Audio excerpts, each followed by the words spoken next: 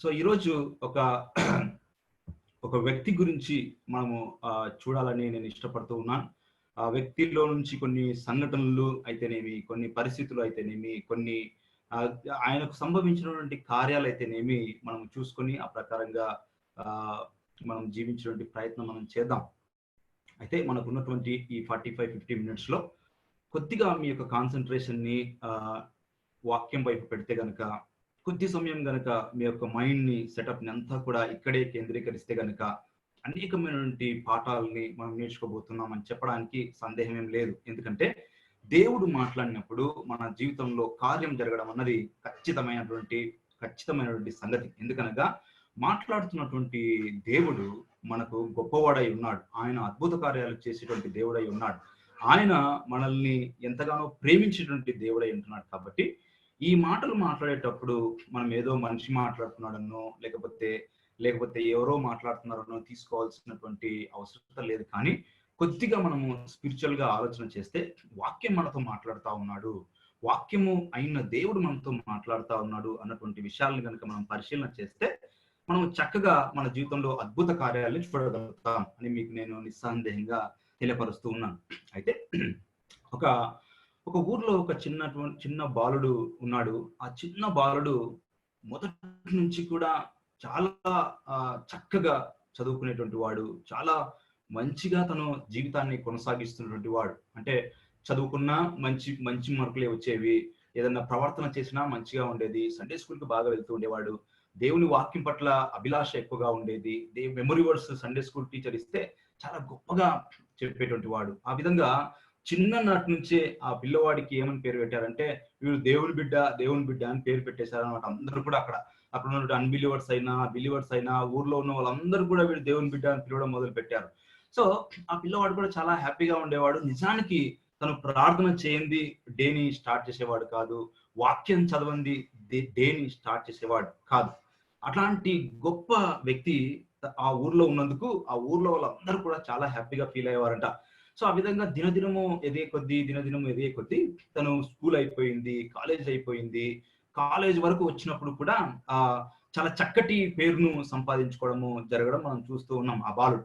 అయితే కొన్ని రోజులైన తర్వాత ఒక చిన్న సామెత ఉంటది కదా! రాను రాను రాజుగుర్రం గాడిదయిందన్నట్టు, ఆ పిల్లవాడు చేష్టల్లో చిన్న చిన్న మార్పులు చవిచూడడం మొదలుపెట్టారు.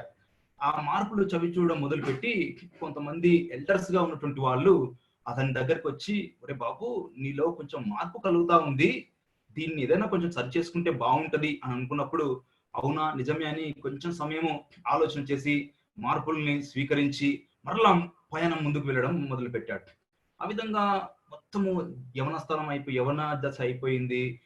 వృద్ధాప్యంలోనికి వచ్చేసరికి మరలా ఇదే టైప్ ఆఫ్ మిస్టేక్స్ ఆ పిల్లవాడిలో చూడడము అక్కడ ఉన్నటువంటి వాళ్ళ సంఘ సభ్యులైతేనేమి, ఊర్లో వాళ్ళైతేనేమి చూశారు. "అరే బాబు! నువ్వు మళ్ళా తప్పు చేశావు నువ్వు. కాబట్టి నువ్వు కొంచెము ఈ విషయంలో చూసుకుంటే బావుంటది" అని అన్నప్పుడు, ఈసారి పిల్లవాడు అంటే ముసలివాడు అయిపోయాడు. అతను ఏం చేశాడంటే కేర్ చేయలేదనమాట. కేర్ చేయకుండగా వాళ్ళని పక్కన పెట్టడం మొదలుపెట్టాడు. ఎవరైతే సలహాలు ఇస్తున్నారో, ఎవరైతే మంచి కోరుతున్నారో వాళ్ళని పక్కన పెట్టేటువంటి ప్రయత్నం చేసి, చివరికి దేవునికి దూరమైనటువంటి జీవితం జీవించి ఎండ్ అయిపోయింది తన యొక్క చరిత్ర. ఇదే కథను ఇంకోలా చెప్తే, ఒక పిల్లవాడు ఉండేవాడు ఊర్లో. ఆ పిల్లవాడికి దేవుని భయం బొత్తిగా లేదు. దేవుడు అంటే అసలు సరిగా తెలియదు. చాలా మంది హెచ్చరించారు దేవుళ్ళోకి రమ్మని, ఒప్పుకోలేదు. పిల్లవాడు కాస్త సండే స్కూల్ అయిపోయింది. పిల్లవాడు కాస్త యవనస్తుడు అయిపోయాడు. మారలేదు. ఈ విధంగా పెద్దవాడు అయిపోతూ ఉన్నాడు. కొంతమంది చెప్తూ వచ్చారు. సడన్ గా దేవుణ్ణి స్వీకరించాడు. దేవుని దగ్గర ఉన్నాడు. దేవునితోనే నడిచాడు. దేవునితో ఎండ్ అయింది లైఫ్. ఈ 2 కథల్ని ఇంతకు ముందుగానే ఎందుకు చెప్పానంటే,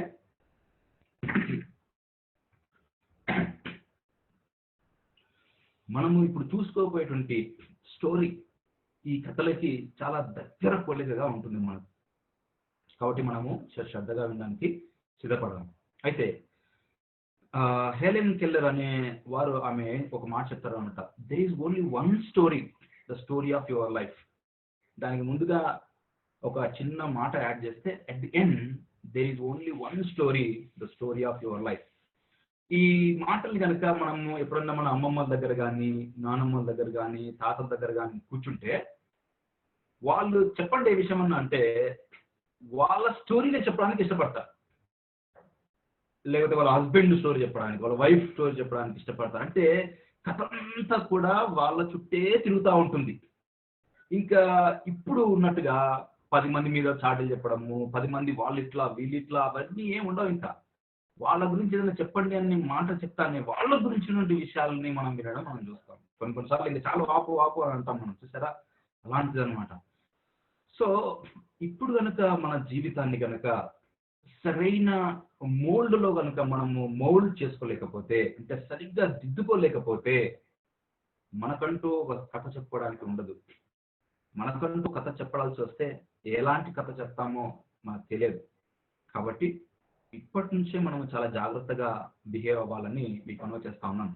అయితే ఈ సమయంలో 2వ దినవృత్తాంతంలో మనం చూసుకోబోయేటువంటి పాఠం ఏంటంటే, 2వ దినవృత్తాంతంలో మీ దగ్గర బైబిల్ ఇచ్చినట్టయితే దయచేసి ఓపెన్ చేసి పెట్టుకోండి. మనం చక్కగా ఈ వాక్యాన్ని మనం చదువుకోబోతున్నాం. 2వ దినవృత్తాంతంలో 14వ అధ్యాయము, 15వ అధ్యాయము, 16వ అధ్యాయం, ఈ 3 అధ్యాయాల్లో నుంచి ఒక వ్యక్తి గురించి మనం నేర్చుకుని చక్కగా మనము విషయాలని అర్థం చేసుకోవడానికి ప్రయత్నం చేద్దాం. చూడండి, 14వ అధ్యాయం 1వ వచనం నుంచి చదువుతూ ఉన్నాను. అబియా తన పితరులతో కూడా నిద్రింపగా జనులు అతనిని దావీదు పట్టణమందు పాతిపెట్టిరి. అతనికి బదులుగా అతని కుమారుడైన ఆసా రాజా ఆయను. ఇతని దినములలో దేశము 10 సంవత్సరములు నెమ్మది పొందెను. ఈరోజు మనము మాట్లాడుకోబోయేటువంటి వ్యక్తి పేరు ఏంటంటే ఆసా. మనం చాలా మందిని ఈ వ్యక్తి గురించి చదువుకొని ఉంటాం, విని ఉంటాం, అర్థం చేసుకుని ఉంటాం. అయినప్పటికీ కూడా ప్రభువు మన మధ్య ఈ సమయంలో మరి ఈ వాక్యాన్ని ఉంచబోతున్నాడు. కాబట్టి ఖచ్చితంగా మనతో దేవుడు మాట్లాడతాడనే నా యొక్క ప్రగాఢమైనటువంటి విశ్వాసం. అయితే ఇతని దినములలో దేశము నెమ్మదిగా ఉండెను అన్నటువంటి మాటల్ని మనము చాలా జాగ్రత్తగా ఆలోచన చేయాలి. అంటే ఈయన నెమ్మదిగా ఉన్నాడు, ఆయన ప్రజలు నెమ్మదిగా ఉన్నారు, అంటే దేశం అంతా కూడా నెమ్మది కలిగి ఉంది అని మనకి ఈ వాక్యం ద్వారా అర్థమవుతుంది. ఎందుకు అంటే 2వ వచనంలో దాని యొక్క అర్థం ఉంది. ఆసా తన దేవుడైన యెహోవా దృష్టికి అనుకూలముగాను యథార్థముగాను నడిచిన వాడై ఉన్నాను. బహుశా ప్రియులారా, these are the basic things. ఇప్పుడు ఈ 2వ వచనంలో మనం చదువుకున్నది ఒక క్రైస్తవునికి ఉండవలసినటువంటి very common foundation basic thing. ఈ బేసిక్స్ ని ఈరోజు మనం మాట్లాడుకోబోతూ ఉన్నాం. అంతకు మించి పెద్దగా మనకు గొప్పగా మనం ఏమి అర్థం కాకుండా ఏమి ఉండదు. మనకు చిన్న చిన్న మాటలే ఉంటాయి. సో ఇక్కడ కేవలము వాళ్ళ జీవితంలో నెమ్మది కలిగి ఉన్నారు. దాని యొక్క పర్యవసనం అంటే దానికి గల కారణం ఏంటి అంటే ఆస తన దేవుడైన యెహోవా దృష్టికి యథార్థంగా అనుకూలంగా నడుస్తూ ఉన్నాడు. ఈరోజు మొదటి పాఠము మనము ఆసా ద్వారా నేర్చుకోవలసినది ఏంటి అంటే, మన జీవితంలో మనము కూడా దేవునికి అనుకూలత కలిగి ఉండి యథార్థంగా కలిగి ఉంటున్నామా లేదా అన్నది మనము ప్రశ్న వేసుకోవాలా. కానీ ఇక్కడ 2వ వచనంలో ఒక చిన్న మాట నన్ను చాలా హ్యాపీని ఇచ్చిందనమాట. హ్యాపీ సంగతి ఏంటంటే ఆస తన దేవుడైనా అని కదా. సో ఇప్పుడు మన దేవుడైన యెహోవా మీద, మన దేవుడైన తండ్రి మీద మనం యథార్థత కలిగి ఉన్నామా, అనుకూలంగా నడుచుకుంటున్నామా అన్నది ప్రశ్న. అంటే ఏంటి? వెరీ సింపుల్, నటించకపోవడం దేవుని దగ్గర యథార్థంగా ప్రవర్తించడం అని నా అభిప్రాయం. ఎప్పుడైతే నువ్వు నటిస్తావో ఖచ్చితంగా దేవునికి దూరమైన వాడిగానే ఉంటావు. ఎప్పుడైతే నువ్వు నటించకుండా ఉన్నట్టుగా దేవుని దగ్గర ఉండడానికి ప్రయత్నం చేస్తావో అది ఖచ్చితంగా దేవునికి దగ్గరైనటువంటి జీవితమే. చూడండి పిల్లరా, కొన్నిసార్లు మనకు తెలియకుండా కొన్ని వర్డ్స్ వచ్చేస్తూ ఉంటాయి, కొన్ని అబద్ధాలు వచ్చేస్తూ ఉంటాయి, కొన్ని చెప్పకూడని మనం చెప్పేస్తూ ఉంటాం. లేకపోతే కొన్ని ఆ విధంగా ఉన్నది ఎవరినో ఇంప్రెస్ చేయాలని ఇంకోలాగా చెప్పడానికి మనం ప్రయత్నం చేస్తాం. దట్ ఈస్ వేర్ ఆ క్రిస్టియానిటీ గోయింగ్ రాంగ్. కాబట్టి మొట్టమొదటిగా మనం నేర్చుకోవాల్సినటువంటి పాఠం ఏంటంటే, ఎవరికి నచ్చినా నచ్చకపోయినా దేవునికి నచ్చినట్టుగా నీవు ఉన్నావా లేదా అన్నది మొట్టమొదటి పాఠంగా మనం భావించాలి. ఇంకా ముందుకు వెళ్తే చూడండి, 3వ వచనం నేను చదువుతూ ఉన్నాను. బైబిల్ మీరు ఆ విధంగానే తెరిచిపెట్టండి. దయచేసి అటు ఇటు తిరగకుండా కొంచెం సమయం కాన్సన్ట్రేట్ చేస్తాం. అమూల్యమైనటువంటి విషయాలు మన దేవుడు నేర్పించబోతున్నాడు. అన్య దేవతల బలిపీఠములను పడగొట్టి ఉన్నత స్థలములను పాడు చేసి ప్రతిమలను పగులగొట్టి దేవతా స్తంభములను కొట్టివేయించి వారి పితరులైన దేవుడైన యెహోవాను ఆశ్రయించుటకును ధర్మశాస్త్రమును బట్టి విధిని బట్టి క్రియలు జరిగించుటకును యూదా వారికి ఆజ్ఞాపించెను. ఆయన చేయడమే కాకుండా ఆయన రాజ్యంలో ఉన్న వారందరినీ కూడా చేయమని ప్రోత్సహిస్తున్నాడు. అంటే ఎవడైతే యథార్థంగా నడుచుకుంటాడో వాడు దేవునికి దగ్గరగా ఉండడమే కాకుండా తనతో ఉన్నటువంటి వారిని, తన కుటుంబాన్ని, తన సంఘాన్ని, తన దేశాన్ని దేవునికి దగ్గరగా అయ్యే పనులు చేపిస్తాడు. దేవునికి దగ్గరైనటువంటి అనుభూతుల్ని కల్పిస్తాడు. అది రెండవదిగా మనం నేర్చుకోవాలి. సో ఓన్లీ మన వరకే కాదు, దేవుడు ఈయనకు రాజుగా ఒక బాధ్యత పెట్టాడు, మనకు సంఘంలో కొంచెం బాధ్యత పెట్టాడు, కుటుంబంలో బాధ్యత పెట్టాడు, దేశంలో బాధ్యత పెట్టాడు. మనకు as a Christian we have a responsibility. అలాగ ఉన్నప్పుడు ఎక్కడ నడిపిస్తున్నాడు ఇతను? ఖచ్చితంగా దేవుని క్రియలు చేయడానికి, దేవునికి దగ్గర అయ్యేటువంటి క్రియలు చేయడానికి ఆజ్ఞాపిస్తూ ఉండడం మనం చూస్తూ ఉన్నాం. ఆ విధంగానే కొన్ని వచనాలు నేను మిస్ చేస్తాను, ఎందుకంటే సమయం సరిపోదు కాబట్టి మీరు మరలా చదువుకోవడానికి ప్రయత్నం చేయండి. 5వ వచనం చూడండి. అతని ఏలుబడి యందు రాజ్యము నెమ్మదిగా ఉండెను. ఆ సంవత్సరంలో అతనికి యుద్ధములు లేకపోవుట చేత దేశంలో నెమ్మది కలిగి ఉండెను. యెహోవా అతనికి విశ్రాంతి దయచేసి ఉండగా అతడు యూదా దేశంలో ప్రాకారములు గల పట్టణములు కట్టించెను. ఈ 6 వచనాలే మనం చదువుకున్నాం కదా. ఈ 6 వచనాల్లోనే నెమ్మది అన్నటువంటి మాటలు 3 సార్లు కనపడతాయి మనకు 6 వచనాల్లోనే. మై డియర్ ఫ్రెండ్స్, ఈ లోకము నెమ్మది లేక కొట్టుమిట్టాడుతుంది. But there is a gift for you and me. దేవుని చేత గిఫ్ట్ మనకుంది. ఎన్ని ఆటంకాలు వచ్చినా, ఎన్ని ఆటుపోట్లు వచ్చినా నెమ్మదిని దేవుడు నీకు నాకు ఇస్తాడు. బహుశా ఒకవేళ నెమ్మది కనుక నువ్వు కరువై ఉంటే, నెమ్మది కనుక నీ జీవితంలో లేకుండా గజిబిజి లైఫ్ కనుక నీకు ఉంటే, అంటే మనకి ఎన్ని కష్టాలు వచ్చినా, కష్టాలు రావని అనట్లేదు, కష్టాలు వచ్చినా, నష్టాలు వచ్చినా, ఇబ్బందులు ఎదురైనా దాంట్లో నుంచి కూడా దేవుడు మనకు నెమ్మదిని కలగజేసే దేవుడు. ఒకవేళ నెమ్మది కలగకుండా నెమ్మదికి దూరం అవుతున్నాము అని అంటే బహుశా దేవుని ఎదుట యథార్థమైన జీవితాన్ని జీవించలేక నటించడం కనుక మనం ప్రారంభించామేమో ఒక్కసారి ఆలోచన చేసుకోవాల్సిన అవసరం మనకు ఉంది అని ఈ 6 వచనాల్లో నాకు అర్థమైంది పిల్లలు. కాబట్టి చూడండి, ప్రతిసారి నెమ్మది కలిగి ఉన్నాడు, నెమ్మది కలిగి ఉన్నాడు, ఆయన రాజ్యంలో నెమ్మది కలిగి ఉందని ఎంత చక్కగా రాసి పెట్టాడు. ఆసాకు నెమ్మది కలగడం అన్నది దేవునికి ఎంతగానో ప్రియమైపోయి మనకు బైబిల్లో రాసి పెట్టాడు వాటిని. That is the greatest thing. చాలా ఇష్టమైనటువంటి వ్యక్తిగా కనపడతా ఉంటాడు. అంటే అసలు యుద్ధములే లేవంట వాళ్ళకి. యుద్ధములు లేక నెమ్మది కలిగి ఉన్నారు అందరూ కూడా. అది ఈ 6 వచనాల సారాంశం పిల్లలు. కాబట్టి వెరీ సింపుల్. ఈ 6 వచనాల్లో ఏముందంటే నెమ్మది కలిగి ఉన్నారు వారు, ఆ యొక్క రాజ్యం నెమ్మది కలిగి ఉంది. అయితే ఏం చేశారా బాబు అంటే యథార్థంగా నడుచుకున్నారు, నటించలేదు, అంతే దాని యొక్క సారాంశం. ఇక ముందుకు వెళ్తే చూడండి 7వ వచనము. అతడు యూదా వారికి ఇలాగూ ప్రకటన చేసెను, మన దేవుడైన యెహోవాను మనము ఆశ్రయించినందున ఆయన మన చుట్టూను నెమ్మది కలగజేసి ఉన్నాడు. మరలా నెమ్మది గురించి మాట్లాడుతున్నాడు చూడండి. నేను ఏమి నెమ్మది అనే మాట రిపీటెడ్గా నేనేం వాడట్లేదు, బైబిల్లో రాసి పెట్టింది వాడుతూ ఉన్నాను. బైబిల్లో రిపీటెడ్గా నెమ్మది అని రాసింది కాబట్టి నేను కూడా అదే విధంగా వాడుతూ ఉన్నాను. ఈ 7వ వచనం చూసుకుంటే ఒక మంచి వాక్యం మనకు కనపడుతుంది. ఏంటంటే మన దేవుడైన యెహోవాను మనము ఆశ్రయించినందుకు ఆయన మన చుట్టూ నెమ్మది కలగజేశాడు.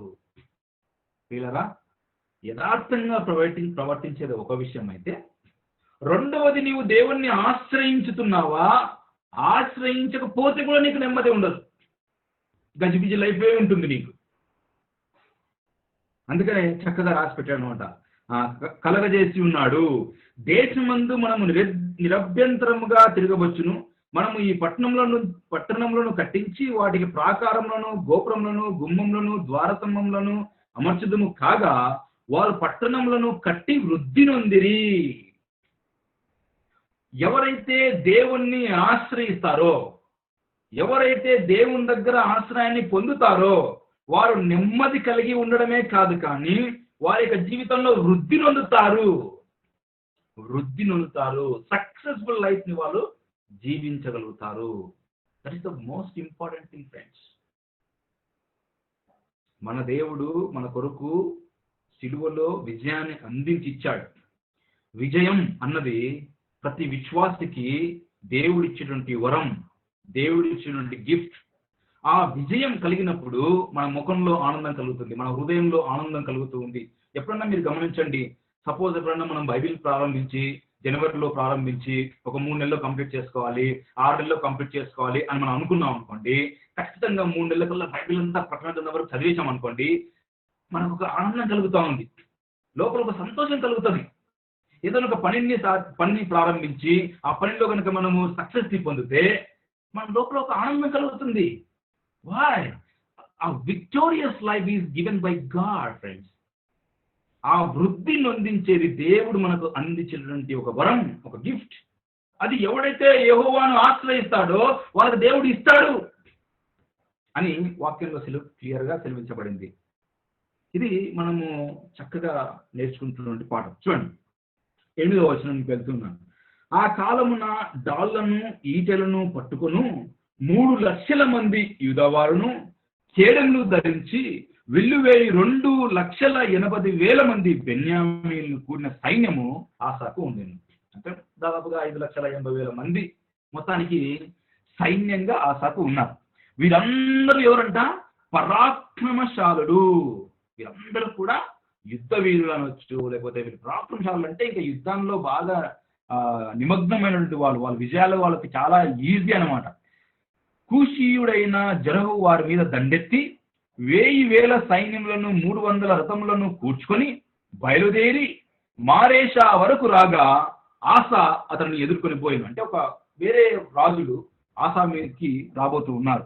వారు మారేషా వద్ద జపాత అను పల్లపు స్థలమందు పంక్తులు తీర్చి యుద్ధము కలపగా, యుద్ధం చేయడానికి వాళ్ళు రెడీ అయినప్పుడు ఇక్కడ 11వ వచనము ఆసా చేస్తున్నది ఎంత అద్భుతంగా ఉంటుందో చూడండి ప్రియరా. ఆసా తన దేవుడైన యెహోవాకు మొరపెట్టి, యెహోవా, విస్తారమైన సైన్యము చేతిలో ఓడిపోకుండా బలము లేని వారికి సహాయము చేయుటకు నీకన్నా ఎవరునూ లేరు. మా దేవా యెహోవా, మాకు సహాయము చేయము, నిన్నే నమ్ముకొని ఉన్నాము. నీ నామను బట్టియే ఈ సైన్యమును ఎదిరించుటకు బయలుదేరి ఉన్నాం. యెహోవా, నీవే మా దేవుడు, నరమాత్రులను నీ పైన జయము పొందనీయకమని ప్రార్థింపగా. ఒక చిన్న ప్రార్థన చేశాడు పిల్లలు. ఆశ ఎంత చక్కటి ప్రార్థన అంటే రోజు చదువుకునేటువంటి ప్రార్థన అనమాట ఇది. అంత చక్కటి ప్రార్థన అనమాట ఇది. ఒక మొర పెట్టాడు. ఏమని మొర పెట్టాడంటే, దేవా, నిన్ను నమ్ముకొని వచ్చాను దేవా నేను. Very simple words. నిన్ను నమ్ముకొని నేను వచ్చాను దేవా, నిన్ను నమ్ముకొని యుద్ధంలో దిగాను దేవా, నేను నీ నామాన్ని బట్టియే మేము సైన్యాన్ని ఎదిరించటకు వచ్చాను దేవా, బలము లేని వారికి సహాయం చేయటకు నీకన్నా ఎవరున్నారు దేవా. ఈ ప్రార్థన ఎంత చక్కగా దగ్గర సంబంధం అనిపిస్తుంది అంటే, ఈ లోకంలో పిల్లారా దేవుడు అన్నటువంటి వాడు లేకపోతే మనల్ని బతకనిస్తారా క్రైస్తవుల్ని? మన ప్రార్థన ఇదే విధంగా ఉంటే ఏం తప్పులేదు. సహాయం లేని వారికి దేవా, ఆ అల్పులకి నీకన్నా సహాయము చేసేటువంటి వారు ఎవరు లేరు ప్రభా. ఒక సమస్య వచ్చింది, ఒక యుద్ధం వచ్చింది, చిన్న ప్రార్థన చేశాడు. ప్రభా, నిన్ను నమ్ముకొని నిన్ను చూసుకొని నా ధైర్యం ప్రభా అంటున్నాడు. నీవే నా ధైర్యం ప్రభా అంటున్నాడు. నీవు ఉన్నావని నేను యుద్ధానికి వచ్చాను దేవా అంటున్నాడు. Are you doing the same thing friends? If anything happens to you, are you doing the same thing? ప్రభా, నిన్ను చూసుకొని వచ్చాను దేవా నేను ఇక్కడికి అని చెప్పగలుగుతున్నావా నువ్వు? ఏదైనా సమస్య ఎదురైనప్పుడు, ఏదైనా ప్రాబ్లం ఎదురైనప్పుడు నీవు ఉన్నావని దేవా, నేను రంగంలో దిగాను దేవా అని చెప్పగలుగుతావా? If so, that is good, that is great. కాబట్టి ఓడిపోనీయకుండగా మమ్మల్ని సహాయం చేయదేవా అని ప్రార్థన చేశారు. చిన్న ప్రార్థన. మొదట్లో అంతా నెమ్మది గురించి మాట్లాడితే ఇక్కడ చిన్న ప్రార్థన చేశాడు. అంటే ప్రాబ్లం వచ్చినప్పుడు ప్రార్థన చేశాడు అనేది మనకు చాలా క్లియర్గా అర్థమైంది. ప్రార్థింపగా అలా ప్రార్థన చేసినప్పుడు ఏమైందంటే, యెహోవా ఆ కూషీలను ఆసా ఎదుటను యూదా వారి ఎదుటను నిలువనీయక వారిని మొత్తినందున వారు పారిపోయిరి. నేను ఈ వచనం చదువుతున్నప్పుడు చాలా హ్యాపీ అనిపిస్తుంది నాకు. యుద్ధానికి వచ్చిన వాడు పారిపోవడమే సార్, యుద్ధం చేయాలి. కానీ యుద్ధానికి వచ్చిన వాళ్ళు ఏం చేయాలా? యుద్ధం చేయాలా? యుద్ధం చేయకుండా ఏం చేస్తున్నారు? పారిపోయారు. అంటే యుద్ధానికి వచ్చారంటే వీళ్ళు ఖచ్చితమైనటువంటి బలమైనటువంటి సైన్యమే, గెలుస్తామన్న ఉద్దేశంతోనే కదా వచ్చింటారు. ఆ ఉద్దేశాన్ని సైతము దేవుడు పటాపంచలు చేయగలుగుతాడు. హల్లెలూయా ఫ్రెండ్స్, హల్లెలూయా ఫ్రెండ్స్.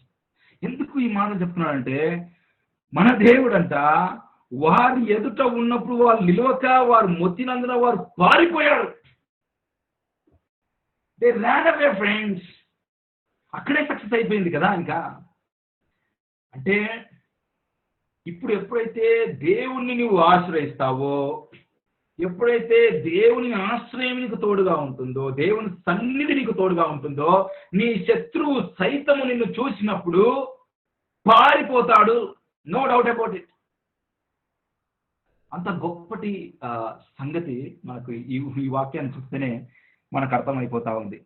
కాబట్టి ఒక్క చిన్న ప్రార్థన వాళ్ళ జీవితంలో సంతోషాన్ని కలగజేసింది. అందుకనే 13వ వచనంలో చివరి భాగంలో ఈ విధంగా రాయబడి చూడండి, యెహోవా భయము చేతను ఆయన సైన్యపు భయము చేతను పారిపోయి యూదా వారు విశేషమైన కొల్లు సొమ్ము పట్టుకొనిరి.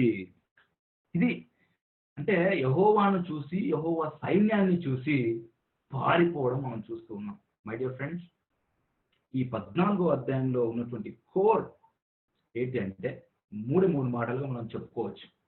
మొదటిది, నీకు నెమ్మది ఉండాలంటే నువ్వు యథార్థంగా ప్రవర్తించాలా, నటించే పని పెట్టుకోకూడదు, క్లోజ్ చేసుకోవాలి.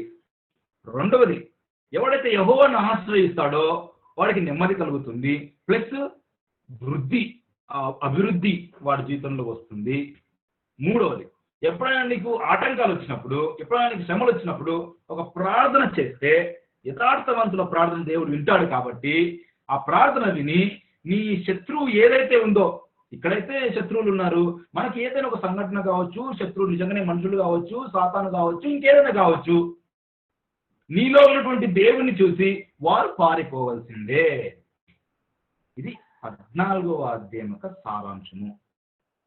I hope you guys are very clear on that, right? So ఇప్పుడు ఇంకొన్ని మాటల్ని చూసుకొని మనము ముందుకు వెళ్ళే ప్రయత్నం చేద్దాం. సో ఇది 14వ అధ్యాయంలో కొన్ని వర్షస్ అక్కడక్కడ మిస్ చేశాం కదా, మీ తర్వాత మీరు చదువుకోవడానికి ప్రయత్నం చేయండి. 15వ అధ్యాయంలోకి నేను వెళ్తున్నాను. ఆ కాలమున దేవుని ఆత్మ ఓదేదు కుమారుడైన అజర్యా మీదికి రాగా అతడు ఆసాను ఎదుర్కొనబోయి ఈలాగు ప్రకటించాడు. ఏమని ప్రకటించాడు? ఆసా, యూదులారా, బెన్యామీన్లారా, మీరందరూ నా మాట వినండి. చెప్పండి సార్, ఏం మాట్లాడుతున్నారు అంటే, మీరు యెహోవా పక్షపు వారైన ఎడలా ఆయన మీ పక్షంలో ఉండును, మీరు ఆయన యొద్ద విచారణ చేసిన ఎడలా ఆయన మీకు ప్రత్యక్షమగును, మీరు ఆయనను విసర్జించిన ఎడలా ఆయన మిమ్మును విసర్జించును. ఒక చిన్న హెచ్చరిక ఓదేదు కుమారుడు ఆసాకి, అక్కడ ఉన్నటువంటి యూదా వారికి చెప్పడం మనం చూస్తున్నాం. ఆ హెచ్చరిక ఏంటంటే, బాగా వినడానికి ప్రయత్నం చేద్దాం. చూడండి, మీరు యెహోవా పక్షంలో ఉంటే ఖచ్చితంగా యెహోవా మీ పక్షంలోనే ఉంటాడు. మీరు ఆయనతో విచారణ చేస్తే ఖచ్చితంగా ఆయన మీకు ప్రత్యక్షమవుతాడు. ఈ రెండు విషయాలు 14వ అధ్యాయంలో వీళ్ళు చేశారా లేదా? చేశారు. అయినా కూడా ఒక చిన్న హెచ్చరికను దేవుడు వీళ్ళకు పంపాడు. ఆ విచారణ ఏంటి? దేవుడిని ఆశ్రయించారు. ఆ తర్వాత మనం చూసుకుంటే ఆయన ప్రత్యక్షమై ఆయనతో పాటు ఉన్న వారందరికి విజయాన్ని అందించాడు. ఈ మాటలన్నీ 14వ అధ్యాయంలో చాలా చక్కగా ఉన్నాయి. ఓదేదు కుమారుడు ఏదైతే చెప్తున్నాడో ఆ హెచ్చరికలన్నీ కూడా వాళ్ళు పాటిస్తున్నారని అర్థమవుతుంది మనకు. అయినా కూడా ఈ యొక్క చిన్న హెచ్చరిక మనకు కనపడతా ఉంటుంది. ఆ విధంగా కిందికి పోతా ఉంటే 7వ వచనంలో ఒక మాట ఉంటుంది, కాగా మీరు బలహీనులు కాక ధైర్యము వహించుడి, మీ కార్యము సఫలమగును. సో ఇప్పుడు ఈ మిగతా మిస్ చేసినటువంటి మాటల్లో కొన్ని మాటలు మనకు కనపడతా ఉంటాయి అన్నమాట. ఆ మాటలకి వీళ్ళంతా కూడా 7వ వచనంలో కంక్లూజన్ ఉంటుంది. అదేంటంటే, మీరు ఇక బలహీనులు కావకండి. ఇంతవరకు బాగున్నారు మీరు, ఇక్కడ నుంచి కూడా బలహీనులు కాకండి. బలహీనులు కాకుండా ధైర్యం వహించుకోండి. ధైర్యం ఎందుకని వహించుకోండి? మీరు తలపెట్టినటువంటి కార్యము దేవుడు సఫలం చేస్తాడు. ఇదివరకు కూడా చూశారు కదా, మీరు సఫలం చేస్తున్నాడు కదా, ఇప్పుడు కూడా మీకు సఫలం చేస్తాడు అని ఒక ధైర్యాన్ని నింపడం మనం చూస్తూ ఉన్నాం. అయితే ముందుకు వెళ్తే 8వ వచనంలో చూడండి, ప్రవక్త అయిన ఓదేదు ప్రవచించిన ఈ మాటలు ఆసా విన్నప్పుడు అతడు ధైర్యము తెచ్చుకుని యూదా బెన్యామీన్ల దేశమంతటి నుండి ఎఫ్రాయిము వన్యంలో తాను పట్టుకున్న పట్టణంలో నుండి కేయులైన విగ్రహములన్నిటిని తీసివేసి యెహోవా మంటపమున ఎదుట నుండి యెహోవా బలిపీఠను మరలా కట్టించి యూదా వారందరినీ, బెన్యామీనులందరినీ, ఎఫ్రాయిములు, మనష్షే, షిమ్యోను గోత్రస్థానంలో నుండి వచ్చి వారి మధ్య నివసించు పరదేశులను సమకూర్చెను. అతని దేవుడైన యెహోవా అతనికి సహాయుడై ఉండుట చూచి ఇశ్రాయేలు వారిలో నుండి విస్తారమైన జనులు అతని పక్షంన చేరిరి. హల్లెలూయా. సో ఈ మాటలు ప్రవక్త చెప్పినప్పుడు ఆసా ధైర్యం తెచ్చుకున్నాడు. ధైర్యం తెచ్చుకొని ఆ దేవతా స్తంభాలని కొల్లగొట్టేసి దేవుని వైపు తిరిగినప్పుడు అప్పుడు దేవుడు తోడై ఉండుట ఇశ్రాయేల్లో ఉన్నటువంటి వారందరూ చూసి అతని పక్షంన చేరారంట. నీవు దేవుని మాట వింటున్నావు అనడానికి ఇదొక సంకేతం కావచ్చు, ఇదొక గుర్తింపు కావచ్చు. ఎప్పుడైతే నీవు దేవునికి దగ్గర జీవితాన్ని జీవిస్తూ ఉంటావో, ఎప్పుడైతే దేవునికి లోబడిన జీవితాన్ని జీవిస్తూ ఉంటావో నిన్ను పరిశీలిస్తూ ఉంటారు కొంతమంది. అప్పుడు వాళ్ళందరూ కూడా అతని పక్షంన చేరారు అని మనకు చాలా క్లియర్గా అర్థమవుతాం. ఈ విధంగా 15వ అధ్యాయంలో అక్కడక్కడ మనకు ఆశ దేవుని మీద ఆధారపడము, దేవుడు సహాయుడే ఉండడం మనం చూస్తూ ఉంటాం. 15వ వచనానికి వెళ్ళిపోతున్నాను నేను డైరెక్ట్ గా. ఇలాగూ ప్రమాణము చేయబడగా యూదా వారందరూ సంతోషించి వారు పూర్ణ హృదయముతో ప్రమాణము చేసి పూర్ణ మనస్సుతో ఆయన్ను వెతికి ఉండిరి కనుక యెహోవా వారికి ప్రత్యక్షమై చుట్టూనున్న దేశస్తులలో యూదులు లేకుండా, యుద్ధములు లేకుండా వారికి నెమ్మది కలగజేసెను. అంటే ఈవు 14, 15 వచనాల్లో ఉన్నటువంటి సారాంశము, నీవు దేవుని దగ్గర ఉంటే, నీవు దేవునికి ఆశ్రయదుర్గంగా భావిస్తే, దేవునితో పాటు నడుచుకుంటా ఉంటే నీకు నెమ్మది కలుగుతుంది. నీవు దేవుని దగ్గర ఉండకుండా ఉంటే, దేవుడు ఆశ్రయంగా భావించకుండా నీ ఇష్టం వచ్చినట్టు తిరుగుతా ఉంటే నీకు నెమ్మది కలగదు. అదే మాటలు కదా ఇక్కడ ఉన్నాయి. సో కాబట్టి యుద్ధములు లేకుండా వారికి నెమ్మది కలగజేశాడు. ఒక్క దగ్గర 14వ అధ్యాయంలో యుద్ధం వచ్చింది, ఆ శత్రువులంతా పారిపోయారు. అక్కడి నుంచి యుద్ధాలే లేవు. 14వ అధ్యాయంలో ప్రారంభంలో యుద్ధాలు లేవు, మధ్యలో వచ్చాయి పోయాయి, ఇంకా యుద్ధాలే లేవు. నెమ్మదే ఉంది వాళ్ళకి, ఇంకా ఏ ప్రాబ్లం లేదు. నెమ్మది కలిగినటువంటి జీవితాన్ని వాళ్ళు జీవిస్తూ ఉన్నారు అన్న సంగతి మనకు చాలా క్లియర్గా అర్థమవుతా ఉంది. ఇంకా పోతే చూడండి 17వ వచనానికి నేను వెళ్తూ ఉన్నాను. ఆసా ఉన్నత స్థలములను ఇశ్రాయేలులో నుండి తీసివేయలేదు కానీ ఇతడు బ్రతికిన కాలమంతయు ఇతని హృదయము యథార్థముగా ఉండెను. వీళ్ళరా, బతికిన కాలమంతా యథార్థంగా ఉన్నాడు. యథార్థమైనటువంటి జీవితము జీవించే వారికి దేవుడు విజయాలు ఖచ్చితంగా ఇచ్చి తీరుతాడు. యథార్థంగా జీవితాలు జీవించే వారికి దేవుడు ఖచ్చితంగా నెమ్మది ఇచ్చి తీరుతాడు. యథార్థంగా జీవించేటువంటి వారిని చూసినప్పుడు శత్రువులు సైతం పారిపోతారు. There is no doubt about it. There is no doubt about it. అయితే తొలిత దశలో మనము యథార్థంగా ప్రవర్తించడము కొంచెము కష్టమైన పని. ఎందుకు కష్టమైన పని అని అనిపించేదంటే, నాకు కూడా అలాగే అనిపించేది. ఏమనుకుంటారో ఏమో, వాళ్ళని మెచ్చుకోకపోతే ఏమనుకుంటారో ఏమో, వాళ్ళని కొంచెం ప్రైజ్ చేయకపోతే ఏమనుకుంటారేమో అని కొంచెం ఎప్పుడు మదన పడుతూ ఉండేవాడిని. నిజంగా మంచి పనులు చేసినప్పుడు వాళ్ళని హెచ్చించడము, ప్రైజ్ చేయడము, that is good thing, there is no doubt about it. కానీ అదే పనిగా ఇంకా వాళ్ళని వాళ్ళు వచ్చినప్పుడల్లా వాళ్ళని ఏదో ఒక రకంగా ప్రేరేపించాలా, ఏదో రకంగా ప్రేజ్ చేయాలా అని మనం అనుకుంటే మటుకు దట్ ఈస్ అబ్సల్యూట్లీ నటన. ఆ నటించే జీవితం కనుక జీవిస్తూ ఉంటే మన యొక్క జీవితం మెల్లిమెల్లిగా మెల్లిమెల్లిగా మెల్లిమెల్లిగా దీన దశలోకి వెళ్ళిపోతూ ఉంటాం మనం. ఒకవేళ నువ్వు మెప్పు కలిగి ఉండాలా, లేకపోతే 10 మంది నిన్ను మెచ్చుకోవడం ఇంపార్టెంట్ కాదు, కానీ దేవుడు మెచ్చుకుంటున్నాడా 10 మంది మెచ్చుకుంటాడా అనుకున్నప్పుడు దేవుడు మెచ్చుకుంటేనే సరిపోతుంది కదా. 10 మందితో మెచ్చుకుంటే మనకి ఏం అవసరం? దేవుడు మెచ్చుకొని 10 మంది మెచ్చుకుంటే అది ఓకే, కానీ దేవుడు మెచ్చుకోకుండా 10 మంది మెచ్చుకొని 100 మంది మెచ్చుకుంటే there is no use friends. So ఆ స్టేజ్లో నుంచి మనం కొంచెం బయటికి వచ్చి యథార్థమైనటువంటి జీవితాన్ని మనం జీవిస్తే చాలా చక్కగా మనము వర్ధిల్లుతాము అని ఈ 14-15 వచనాలు మనకు చాలా క్లియర్గా అర్థమవుతా ఉంటాయి. కాబట్టి లాస్ట్ వచనం 15వ అధ్యాయం చూసుకుంటే, ఆసా ఏలుబడి యందు 37వ సంవత్సరం వరకు యుద్ధములు జరగనే లేదు. అది రాసి పెట్టాడు దేవుడు. ఇప్పుడు పోతే పిల్లగా ఈ 14-15లో ఉన్నటువంటి మాటల్ని జ్ఞాపకం పెట్టుకుందాం. ఒక్కసారిగా మనము వాటిని అన్నింటి కూడా మనం చూసుకోవడం జరిగింది. చివరిలో మళ్ళీ ఒకసారి నేను రిపీట్ చేస్తాను. అయితే ఈ 16వ అధ్యాయం కూడా చాలా వెరీ వెరీ ఇంపార్టెంట్ అధ్యాయంగా మనకు కనపడతా ఉంటుంది. ఈ 16వ అధ్యాయం ఏంటి అంటే, ఈ 16వ అధ్యాయం నుంచి కూడా మన చక్కటి పాఠం మనకు అర్థమవుతాం. చూడండి, ఆసా ఏలుబడి యందు 36వ సంవత్సరమున, అంటే 35 సంవత్సరాల వరకు యుద్ధం లేదు అని మనకు పై వచనంలో అర్థమైంది. ఇప్పుడు 36వ సంవత్సరం, అంటే ఆయన ఏజ్ కాదు, ఏలుబడి యందు ఏజ్.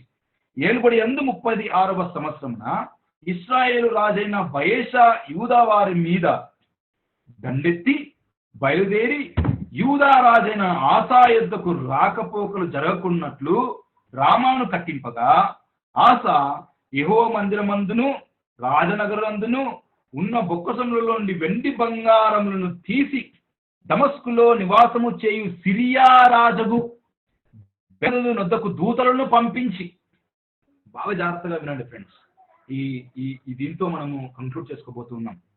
సిరియా రాజు దగ్గరికి దూతల్ని పంపించాడు. ఎందుకు? నా తండ్రికి నీ తండ్రికి కలిగి ఉన్నట్లు నాకును నీకును సంధి కలిగి ఉన్నది. వెండిని బంగారంను మీకు పంపి ఉన్నాను. ఇశ్రాయేలు రాజైన బయెషా నన్ను విడిచి ఆవలికి పోనట్లుగా నీవు అతనితో చేసి ఉన్న సంధిని భంగము చేయమని వర్తమానం చేసెను. బెన్హదదు రాజైన ఆసా మాట అంగీకరించి తన సైన్యంలో అధిపతులను ఇశ్రాయేలు వారి పట్టణం నుండి పంపగా, వీరు ఇయోనును దానును అబెల్మామిను నఫ్తాలి ప్రదేశమునకు చేరిన పట్టణంలోని కొట్లను కోళ్ళ పెట్టిరి. బయెషా అది విని రామాను ప్రాకారములతో కట్టించట మానివేసి తాను చేయించిన పని చాలించను. అప్పుడు రాజైన ఆసా యూదా వారందరినీ సమకూర్చెను. వీరు పోయి బయెషా కట్టించుచుండిన రామపట్నంను రాళ్లను దూలములను తీసుకొని వచ్చిరి. వాటితో ఆసా గెబాను మిస్పాను ప్రాకార పురములుగా కట్టించెను. మై డియర్ ఫ్రెండ్స్, ఈ 16వ అధ్యాయం ప్రారంభం నుంచి కూడా కొంచెం అపశృతి మనకు కనపడతా ఉంటుంది. ఆ అపశృతిని 7 నుంచి 14 వచనంలో చాలా క్లియర్ గా మనకు బోధిస్తూ ఉంటారు. అయితే ఇక్కడ ఆసాకి ఒక ప్రాబ్లం వస్తే సిరియా రాజును ఆశ్రయించాడు. ఏం చేశాడు? సిరియా రాజును ఆశ్రయించాడు. 7వ వచనం చూడండి. ఆ కాలమందు దీర్ఘదర్శి అయిన హనాని యూదా రాజైన ఆసా యొద్దకు వచ్చి అతనితో ఇలా ప్రకటించాడు. ఏమని? నీవు నీ దేవుడైన యెహోవాను నమ్ముకొనక సిరియా రాజును నమ్ముకుంటివే. సిరియా రాజు యొక్క సైన్యము నీ వశం నుండి తప్పించుకొని పోయేను. ఫీలరా, 14వ అధ్యాయంలో యుద్ధం వచ్చినప్పుడు ఎవరిని ఆశ్రయించాడు? యెహోవాను ఆశ్రయించాడు. 15వ అధ్యాయంలో కొన్ని హెచ్చరికలు ఓదేదు చెప్పినప్పుడు ఏం చేశాడు? మాట విన్నాడు, ఓదేదు మాట. 16వ అధ్యాయం వచ్చేసరికి ఏమైందో? సిరియా రాజును ఆశ్రయించాడు. సరే, ఆశ్రయించినంత వరకు ఓకే. ఆశ్రయించిన తర్వాత హనాని వచ్చాడు. హనాని వచ్చి, బాబు నీవు 14-15 అధ్యాయంలో చేసింది గుర్తులేదా నీకు? యుద్ధం వచ్చినప్పుడు ఏం చేసావు నువ్వు? నీకు బాధ వచ్చినప్పుడు ఏం చేసావు నువ్వు? నెమ్మది నీకు ఎట్టగలిగింది? మరి ఇప్పుడేంటి నువ్వు యెహోవాను ఆశ్రయించకుండగా, యెహోవాను నమ్ముకొనక సిరియా రాజును నమ్ముకుంటివే? There is a question friends, very very important question. ఇది ఒక క్లిష్టమైన ప్రశ్న. ఆ ప్రశ్నతోనే సగం చచ్చిపోవాలి ఆశ. ఎందుకంటే చరిత్ర అది కాదు, ఆశాది.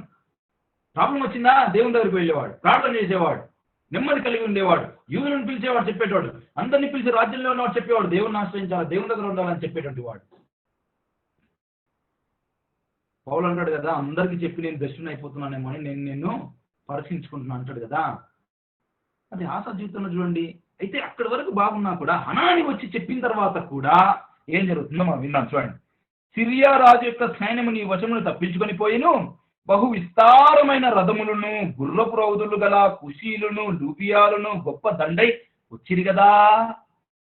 అయినను నీవు యెహోవాను నమ్ముకొనినందున ఆయన వారిని నీ చేతికి అప్పచెప్పాను. ఇంతకుముందు ఇట్లా వచ్చినప్పుడు నీవు నమ్ముకుంటే కాబట్టి దేవుడు నీకు వారిని అప్పగించాడు. 9వ వచనం, తన ఎడల యథార్థ హృదయం గల వారిని బలపరచుటకై యెహోవా కనుదృష్టి లోకమందంతట సంచారం చేయుచున్నది. ఈ విషయమందు నీవు మతి తప్పి ప్రవర్తించితివి. కొంచెం కొంచెము సాడ్ అయిపోతుంది ఆశా జీవితం ఏంటో. వచ్చి గుర్తు చేస్తున్నాడు. ఓదే చెప్పినప్పుడు సక్రమంగా నడుచుకున్నాడు, హనాని చెప్పినప్పుడు మెల్లిమెల్లిగా దాటిపోతున్నాడేమో అనిపిస్తుంది. అరే బాబు, ఇంతకుముందు ఇట్లా చేయనప్పుడు నీకు ఇలా పరిస్థితి ఏర్పడినప్పుడు దేవుడు సహాయం చేశాడు కదా నీకు, కానీ నీవేంటి ఇప్పుడు మతి తప్పి ప్రవర్తిస్తున్నావు అనేశాడు. సగం కాదు కదా, మొత్తం చచ్చిపోవాలి ఇంకా ఆ టైంలోనే ఆశ. మొట్టమొదటిది ఒక క్వశ్చన్ వేసినప్పుడే, ఏరా బాబు నువ్వు దేవుని నమ్ముకుంటూ సిరియా రాజు నమ్ముకుంటూ అన్నప్పుడే అయిపోయింది సగం ప్రాణం. ఇప్పుడు మతి తప్పి ప్రవర్తిస్తున్నావు ఎందుకు నీవు అని అంటా ఉన్నాడు. కానీ ఇక్కడ 9వ వచనంలో యథార్థ హృదయం గల వారిని బలపరచుటకు యెహోవా కనుదృష్టి లోకమంతటా సంచారిస్తుందంట. ఆ లోకమంతటా సంచారించినప్పుడు ఆ యెహోవా దృష్టిలో నువ్వు పడతావా? యథార్థంగా నడుచుకున్నటువంటి వారిలో నీవు ఉండి యెహోవా దృష్టిలో పడతావా నువ్వు? There is an important decision you need to make today. My dear friends, I truly, humbly appeal to all of you. Don't act. ఒకవేళ అలా యాక్ట్ చేయగలిగితే, అలా నటించడం కనుక ప్రారంభిస్తే నటనలోనే ఉండిపోతావు, నటనలోనే జీవితం కొనసాగుతుంది. యథార్థంగా నువ్వు ప్రవర్తించగలిగితే దేవుడు అంట చూస్తా ఉంటాడంట, యథార్థవంతులు ఎక్కడున్నారు, నా బిడ్డల్లో యథార్థత ఎక్కడుందని చూస్తా ఉంటాడంట. అలా చూసినప్పుడు అంట వారికి బలమని దేవుడు దయచేస్తాడంట. There is always strength if you believe, if you live upright life. Upright గా నీ జీవితం కనుక ఉంటే దేవుడు నీకు బలాన్ని అందిస్తాడు. దేవుడిచ్చే బలం ఎలా ఉంటుందంటే, శత్రువులు నీకు యుద్ధం చేయరు కానీ నిన్ను చూస్తేనే పారిపోయినట్టుగా ఉంటుంది. యుద్ధములు రావడానికి భయపడతాయి, కష్టాలు వచ్చినా కూడా దాంట్లో నెమ్మది కలుగుతుంది. అలాంటి బలం దేవుడికి ఇవ్వబోతున్నాడు ఈరోజు. If you confess before the Lord. Yes, that is true friends. కాబట్టి అలాగున జీవితము ప్రవర్తించడం ఆశ చూస్తూ ఉన్నాం. తర్వాత చూడండి, ఈ విషయమందు నువ్వు మతి తప్పి ప్రవర్తించితివి కనుక ఇది మొదలుకొని నీకు యుద్ధములే కలుగును.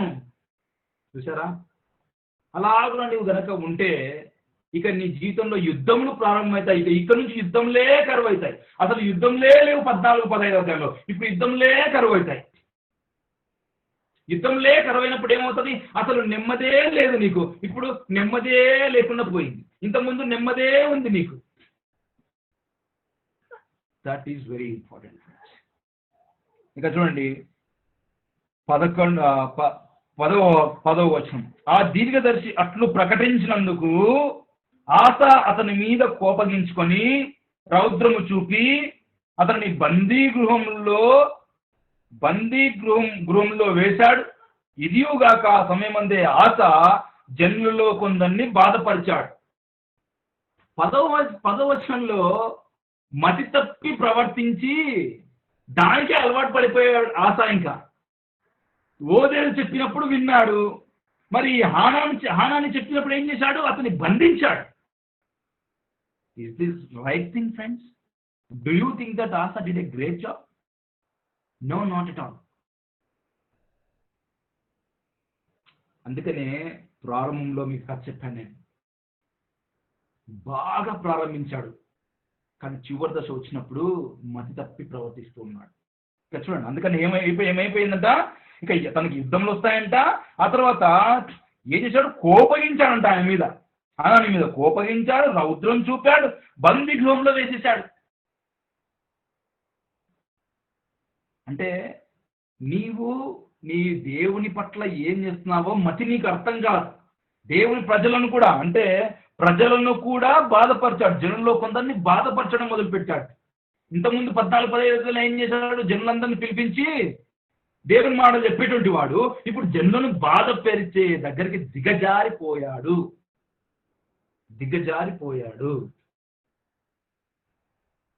ఇంకా కొంచెం సమయం నాకు ఇవ్వండి, నేను దయచేసి కంక్లూడ్ చేస్తాను. దిగజారిపోయినటువంటి జీవితాన్ని ఆశ పెట్టుకున్నాడు. అంటే చెప్పేవారిని సైతము పడత్రోసుకొని, అంటే త్రోసివేసుకొని, మీరేంద్ర నాకు చెప్పేది అని అలా వెళ్ళిపోయి. అంటే ఎప్పుడైతే యెహోవాను ఆశ్రయించకుండా సిరియారాజును ఆశ్రయించాడో, అంటే మనుషులను ఆశ్రయించాడో, మనిషి తాటంపులు వచ్చేసాయి, మనిషి ఇంప్రెస్ అయిపోయాడు, మనిషి ప్రభావితం వచ్చేసింది, మనుషులు ఇన్వాల్వ్ అయిపోయారు. దేవుని ఆశ్రయించినప్పుడు, దేవుని మాటలు వచ్చినప్పుడు దేవుడు ఇంపాక్ట్ చేయగలిగాడు, దేవుడు ప్రభావితం చేశాడు. కానీ ఇప్పుడు మనుషుల్ని ఆశ్రయించేందుకు మనుషులు ప్రభావితం చేయడం ప్రారంభించారు. ఎప్పుడైతే నీ జీవితంలో మనుషులు ప్రభావితం చేస్తే ప్రారంభిస్తారు, నీవు మనిషిలాగానే ఆలోచించి మనిషి తలంపులతోనే ఉండిపోతావు. అందుకని దేవుని ఆశ్రయించేవాడు కదా, ఇప్పుడు ఈయన ఆశ్రయించావు అన్నందుకు ఆయన మీద కోపంతో తగిలిపోయాడు. Are you doing the same thing friends? నిన్ను ఎవరైనా వచ్చి హెచ్చరిస్తా ఉంటే, నిన్ను ఎవరైనా ఒక మంచి మాటలు చెప్తా ఉంటే, సంఘ పెద్దలు కావచ్చు, సంఘంలో ఉన్న వాళ్ళు కావచ్చు, పేరెంట్స్ కావచ్చు, ఎవరైనా కావచ్చు, మీరేంటి నాకు చెప్పేది అంటున్నామా ఏమన్నా మనం? అట్లా ఉంటే ఎవరన్నా మనుషులు నిన్ను ప్రభావితం చేస్తున్నారా? Just remember this, that is not good friends, that is not at all good. 10వ వచనం అయిపోయింది కదా, 11వ వచనం. ఆసా చేసిన కార్యములన్నిటిని గూర్చి యూదా ఇశ్రాయేలు రాజుల గ్రంథమందు రాయబడి ఉన్నది. ఆసా చేసిన కార్యములన్నీ కూడా గ్రంథంలో రాయబడి ఉన్నాయట. 12వ వచనం. ఆసా తన ఏలుబడి యందు 39వ సంవత్సరమున, అంటే 36వ సంవత్సరంలో సిరియాను రాజుని ఆశించడం మొదలు పెట్టాడు. 36, 37, 38, 39 4 సంవత్సరాలు అనుకోండి. ఈ 4 సంవత్సరంలో ఏం చేశాడంటే, ఈ 4వ సంవత్సరం వచ్చినప్పుడు పాదంలో జబ్బు పుట్టి తాను బహు బాధపడినను దాని విషయంలో అతడు యెహోవా యొద్ద విచారణ చేయక వైద్యులను పట్టుకొనెను. ఇక్కడ చూడండి పిల్లరా, ఇంత జరిగినా కూడా అంటే కాలులో జబ్బు పుట్టినప్పుడు కూడా యెహోవా యొద్ద విచారణ చేయలేదంట. ఒక మనిషి గుండా నీవు ఆశ్రయించినప్పుడు, దేవుణ్ణి మర్చిపోయినప్పుడు, ఇక దేవుణ్ణి కలవకుండా వెళ్ళిపోతున్నావు. చూడండి ఇక్కడ ఆశ దేవుని దగ్గరికే రాకుండా వైద్యులను పట్టుకున్నాడు. వైద్యుల్ని పట్టుకున్నాడు కానీ దేవుణ్ణి ఆశ్రయించలేదు అన్నది నాకు చాలా బాధాకరంగా అనిపిస్తుంది. ఈ ఆశ ఎలాగునా ప్రారంభించాడు జీవితం, దేవునితోనే ఉన్నటువంటి వాడు. కానీ చివరి దశకు వచ్చేసరికి జబ్బు పుట్టిందంట, కాల్లో పాదంలో జబ్బు పుట్టినా కూడా దాని విషయంలో యెహోవా యొద్ద విచారణనే చేయలేదంట. ఎంత బాధాకరమైనటువంటి విషయము. నువ్వు మంచిగా జీవితాన్ని స్టార్ట్ చేసి నీ జీవితాన్ని వర్స్ట్గా ఎండ్ చేసుకుంటావా? అదా దేవుడు ఇంత చేసింది నీకోసం, నా కోసం.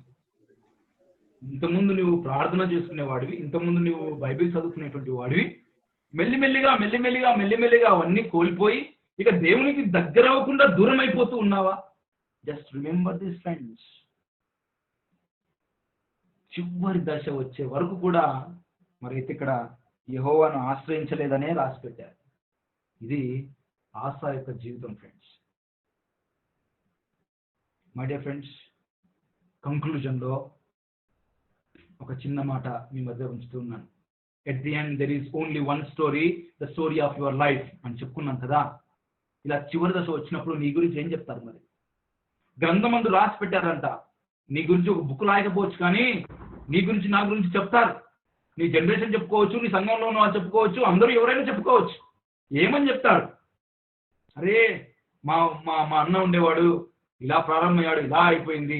మా నాన్న ఉండేవాడు, మా అమ్మ ఉండేది, మా మామ ఉండేవాళ్ళు, మా సంఘంలో పెద్ద ఉండేవాళ్ళు, కానీ వాళ్ళ జీవితం ఇలా అయిపోయిందని ఆశాలాగా చెప్తారా?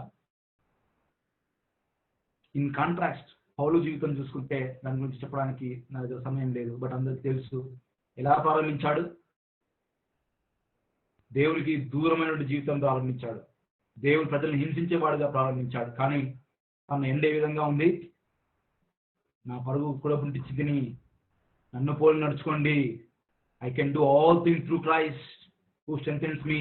ఇట్లాంటి మాటలతో ఏం చేసిన జీవితం పౌలు. మై డియర్ ఫ్రెండ్స్, 14-15 అధ్యాయంలో ఉన్నటువంటి నెమ్మది 16 అధ్యాయంలో ఆసాకు లేదు. 14-15 అధ్యాయంలో యెహోవాను ఆశ్రయించిన వాడు 16 అధ్యాయంలో మనుషుల్ని ఆశ్రయించాడు. 15 అధ్యాయంలో ఓదేవు చెప్తే విన్నాడు. 16 అధ్యాయంలో హానాన్ని చెప్తే ఆయన్ని బందీగృహంలో వేశాడు. Still there is an hope friends. మనం ఆశా జీవితం ద్వారా మనతో దేవుడు మాట్లాడే రోజు. మనము ఈ విధమైన జీవితం జీవించకుండా, ఇలాంటి జీవితం జీవించకుండా మనము దేవునికి దగ్గర జీవితం జీవిస్తే మనం ఒక కాన్ఫిడెంట్, ఒక నిరీక్షణ కూడా ఇస్తున్నాడు. ఏమని ఇస్తున్నాడు ఇక్కడ? చాలా చోట్ల మీరు ధైర్యం వహించండి, మీరు యథార్థంగా ఉండండి, నేను మీకు సహాయం చేస్తాను, నేను బలాన్నై ఉంటాను, మీకు నేను యుద్ధం నేను చేస్తాను, మిమ్మల్ని చూస్తేనే శత్రువులు పారిపోతారు.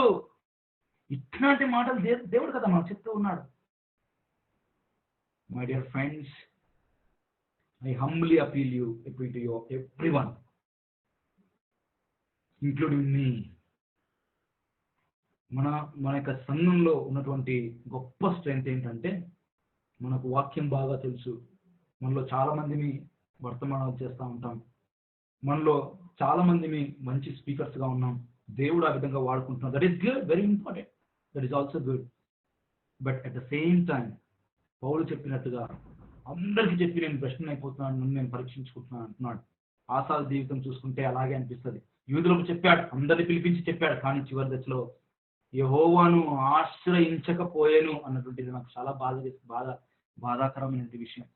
నువ్వు ఎలా ప్రారంభించావు అని కాదు, కానీ ఎలా ఎండ్ చేశావు అన్నది important. Very very important friends. మొదటి వారు కడపడి వారు అవుతాడు, కడపడి వారు మొదటి వారు అవుతారు. ఇలాంటి వచనాలు మనకు చాలా కనపడతాయి. నీ యొక్క రక్షణ నువ్వు కొనసాగించుకుంటూ ఉండవలసిందే. మై డియర్ ఫ్రెండ్స్, ఒకవేళ మనం ఏమైనా ఈ విధమైన జీవితం లేదా, మొదటిది యథార్థంగా లేమా, రెండవది యెహోవాను ఆశ్రయించడం లేదా, మూడవది మన యొక్క జీవితం అంతా చూసుకుంటే నెమ్మది లేదా, ఇలాగ లేకుండా ఉంటే it's a bad sign for us. అది గుడ్ సైన్ కాదు మనకు. కావున మన దేవుడు మనకు సహాయం చేస్తాడు.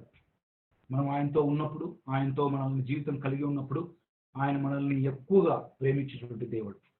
ఎంతగా ప్రేమించాడు మన కోసం అంటే ఆయన ప్రాణం ఇచ్చేంతవరగా ప్రేమించాడు. ఎంతగా ఆయన మనకు సక్సెస్ ఇస్తాడంటే ఆయన సంతోషించేట్టుగా సక్సెస్ ఇస్తాడు. మీరు మహిమా కిరీటాలై ఉన్నారు అని చెప్తాడు దేవుడు. మనము ఫ్రూట్ అని చెప్తాడు దేవుడు. అటువంటి దేవుణ్ణి కలిగి ఉన్న మనము, ఇటువంటి వాక్యం వింటున్నటువంటి మనము ధన్యులమే అని చెప్పాలి. మన జీవితంలో మనకు దేవుడు విజయాలు ఖచ్చితంగా ఇస్తాడు. But there is only one condition, you should be upright before the Lord. దేవునిగా యథార్థంగా ఉండాలి. అప్పుడు నీ జీవితంలో నెమ్మది కలుగుతా ఉంది. Victorious life, you want victorious life, come to God. ఎవ్వరు కూడా నీకు విక్టోరియస్ లైఫ్ ఇవ్వరు, నీకు కూడా చేత కాదు. Only one God can give you victorious life. Just come to God, you will get a victorious life. May God bless this words. ప్రార్థన చేసుకుందాం. ప్రేమగల దేవా, కృపల తండ్రి, పరిశుద్ధమైన దేవా, చక్కటి మాటల్ని మా యందు మీరు పెట్టారు ప్రభువా. మా జీవితంలోనైనా ఆశ ఉన్నటువంటి జీవితాన్ని మాకు చూపించారు. మొదట్లో చక్కగా ప్రారంభించి చివరిలో ప్రభువా మిమ్మల్ని ఆశ్రయించకుండా పోయాడు అని విన్నప్పుడు మా జీవితాన్ని మేము పరీక్షించుకుంటున్నాం. మేము కూడా మొదట్లో ఏ విధంగా ప్రారంభించామో మరి ఇప్పుడు ఏ విధంగా ఎండ్ అవుతున్నామో అని మేము మా ఎదుట చక్కగా చూపించినందుకు మీకు వందనం ప్రభువా. వాక్యం నుండి బిడ్డలందరినీ ఆశ్రయించండి, దీవించండి నైనా. మరి ఆశా జీవితంనైనా మాకు సాదృశ్యంగా ఉంది ప్రభువా. ఆ మాటల్ని చూసుకొని మేము ఎక్కడ ఏ విధంగా ఆశలాగా ఉండాలి, ఏ విధంగా ఆశలాగా ఉండకూడదు అన్నటువంటి మాటల్ని మేము చక్కగా నేర్చుకోవడం జరిగింది. మీరు సహాయం చేయండి, కృప చూపించండి. మీకు దగ్గరైన జీవితాలని షలోమ్ ఫెలోషిప్ మా అందరిలో కూడా మీరు పెడతారని, ఇది మీరు ఇచ్చినటువంటి సంఘం, మీరు ఈ సంఘానికి మీరే అధిపతి ప్రభువా. మేమందరము మీ యొక్క దాసులము, మీ పిల్లలము, మీ యొక్క శిష్యులము అని మేము ఒప్పుకుంటున్నాం. ఏ ఒక్కరూ కూడా ఇలాంటి జీవితం, వర్స్ట్ అయినటువంటి జీవితాన్ని చివరి దశలో కలిగి ఉండకుండగా మమ్మల్ని మేము సరిచేసుకుంటూ మీకు దగ్గరేంటి జీవితాలని మాకు దయచేయండి. అదేవిధంగా ప్రభువా, మీరు వాక్యంతో మాట్లాడినప్పుడు ఆ వాక్యం మా జీవితంలో బలాన్ని చేకూరుస్తుంది అని విన్నాం. మీ యొక్క వాక్యం మా జీవితాన్ని మారుస్తుంది అని విన్నాం. మీ యొక్క వాక్యం మా జీవితంలో అద్భుతాలు చేస్తుంది అని కూడా విన్నాం. అలాగున్న మా జీవితము మీకు అంకితం చేస్తూ ఉన్నాం. మా హృదయాన్ని మీకు సమర్పించుకుంటూ ఉన్నాం. యథార్థంగా జీవించినటువంటి జీవితాన్ని మాకు దయచేయండి. నటించేటువంటి జీవితాన్ని మాకు దూరం చేయండి ప్రభువా. ఎందుకంటే దేవుని పిల్లలంగా ఉండేటువంటి వాళ్ళము మాకు యథార్థత జీవితం కలిగి ఉండాలని మీరు చెప్తూ ఉన్నారు. నేను పరిశుద్ధులైన ప్రకారం మీరు పరిశుద్ధులై ఉండి అని చెప్తూ ఉన్నారు. ఆ విధంగా మేము కొనసాగడానికి మాకు సహాయం చేయండి. అయితే ప్రభువా, మిమ్మల్ని ఆశ్రయించినంత కాలము ఈ జీవితంలో, ఆశా జీవితంలో నెమ్మది కలిగి ఉన్నాడు. ఎప్పుడైతే మనుషుల్ని ఆశ్రయించడం మొదలు పెట్టాడో ఇక యుద్ధములే వారి జీవితంలో జరిగాయి. అయితే నాయన, మా జీవితంలో కూడా ఆ విధంగా మేము ఆశ్రయిస్తూ ఉంటే, ఒకవేళ మా జీవితంలో కూడా నెమ్మది లేకుండా ఉంటే ప్రభువా, మేము ఒకవేళ నిజంగా వేరే మనుషులు ఎవరినైనా ఆశ్రయిస్తూ వచ్చామా నాయన, మమ్మల్ని మేము క్షమించమని బ్రతులాడుకుంటున్నాం ప్రభువా. మా పక్షాన, సంఘ పక్షాన, అందరి పక్షాన ప్రార్థన చేసుకుంటున్నాం నాయన. మమ్మల్ని మీరు క్షమించమని బ్రతిలాడుకుంటున్నాం ప్రభువా. ఇదిగో నాయన, మరి మేమైతే ఈ వాక్యం విని మీ వైపు తిరగడానికి సంసిద్ధంగా ఉన్నాం నాయన. మీరే సహాయం చేసి కృప చూపించి కనికరపడమని ఈ యొక్క ప్రార్థన యేసు నామములో వేడుకుంటున్నాం తండ్రి. ఆమేన్. Thank you so much. ఆమేన్. Thank you brother. ఆశా జీవితాన్ని మా మధ్యలో తీసుకుని వచ్చి చక్కని మాటల ద్వారా మమ్మల్ని హెచ్చరించినందుకు, బలపరిచినందుకు వందనాలు. ఇప్పుడు అలాగే మనము ప్రార్థనలో దేవుని సన్నిధిలో మౌనంగా ఉన్నట్లయితే మన మధ్యలో ఉన్న రవీంద్ర బ్రదరు బల్లలో మనల్ని నడిపిస్తారు. Vote brother Ravinder. అందరం కూడా మరి విత్తబడిన వాక్య వెలుగులో ప్రార్థన చేసుకుందాం. ఒకసారి మనల్ని మనం పరీక్షించుకుందాం. వాక్యపు వెలుగులో మరి ఆశా జీవితాన్ని మనం ముందుకు తెచ్చి ఉండగా దాన్ని మరి ఆశ లాగా మొదట్లో ఆశ ఏ విధంగా